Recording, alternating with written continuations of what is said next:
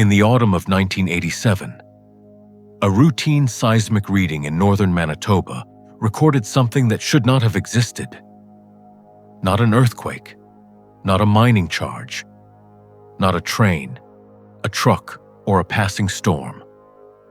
The instrument logged a sound moving through solid bedrock in a straight line at a depth of 4 kilometers for exactly 11 minutes. Then it stopped, and it has never happened again. This is the file on Station 14. Station 14 was one of 11 unmanned seismic monitoring posts built across the Canadian Shield in the 1970s, part of a joint research effort to study the ancient rock beneath the region. Some of the oldest exposed stone on Earth, over 3 billion years old. Each station recorded ground vibration continuously, storing the data on reel tape that technicians collected twice a year by helicopter. Station 14 sat in a stretch of boreal forest with no roads, no permanent residents, and no reason for anyone to be nearby, which is what made the October 1987 reading so difficult to explain. The seismograph didn't record a jolt or an impact. It recorded a tone, a low, sustained vibration with a rhythm to it, rising and falling in a pattern that repeated every 40 seconds for 11 straight minutes before falling silent. Geologists who later reviewed the tape said the pattern resembled something closer to breathing than to any geological event they knew of. The technician who eventually noticed the anomaly wasn't looking for it. Her name was Adeline Orozco, a junior analyst hired to catalog years of backlogged tape from the 11 stations before the program lost its funding. Most of what she reviewed was unremarkable. Weather, distant blasting from a quarry 200 kilometers away, the occasional moose. Then she reached the October reel from Station 14, and the needle trace on the readout didn't match anything she'd been trained to recognize. She brought it to her supervisor, who dismissed it as equipment malfunction and filed it without further review.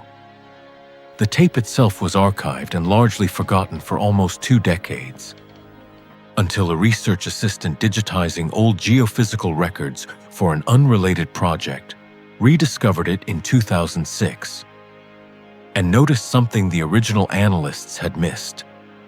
The 40-second rhythm wasn't random.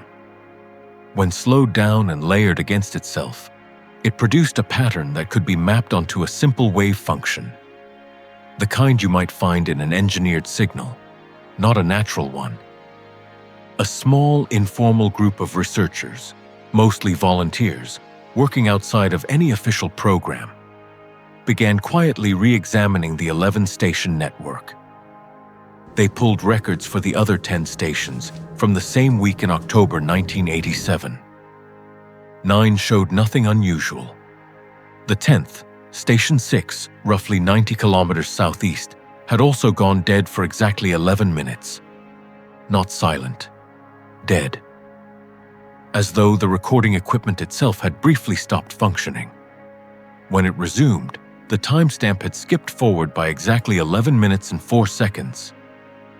As if no time had passed for the machine at all, while 11 minutes passed for everyone else. No one has ever explained the 4-second discrepancy. The straight line path between Station 14 and Station 6, when drawn on a map, passes directly beneath a research lease once held by a small geophysical survey company that dissolved in 1989. Its old case file with the Regional Mining Board lists the site only as Property 6E. No further description survives in the public record.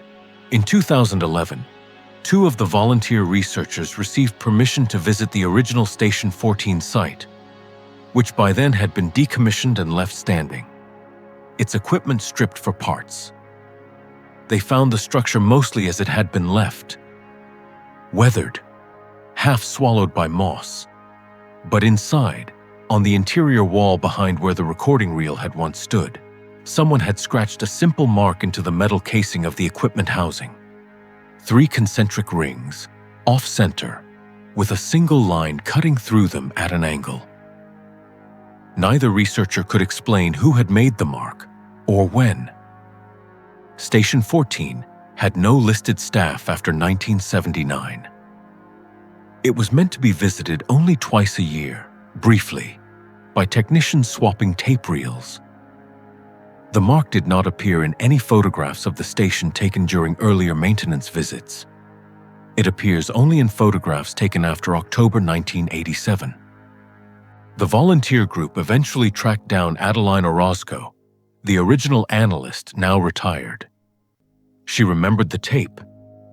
She remembered filing the report. What she had never told anyone, because no one had ever asked, was that on the night before she found the anomaly, she had been camping less than 60 kilometers from Station 14 for an unrelated fieldwork assignment. She recalled waking at some point in the night to a low hum she assumed was distant machinery. She checked her watch out of habit. It read 2:47 a.m. When she checked it again minutes later, out of unease she couldn't name, it read 2:58 a.m. 11 minutes. She had never connected the two events until the researchers showed her the tape decades later. To date, no natural or technical explanation has been proposed that accounts for all three details together.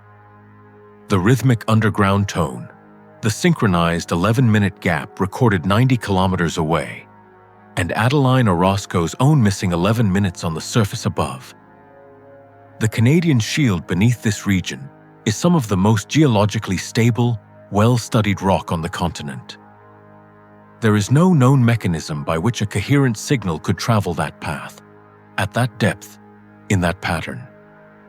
The equipment housing from Station 14, along with the scratched symbol, was removed from the site in 2013 for closer study. Its current location is not part of the public record. If the same 11-minute pattern occurred at only 2 of 11 stations, spaced 90 kilometers apart along a straight line through solid bedrock, what, if anything, lies at the other end of that line? 30 kilometers past Station 6, where the same mining board's old records show a second unexplained lease. One that was never assigned a name at all, only a number. 6F. No one has gone looking for it yet.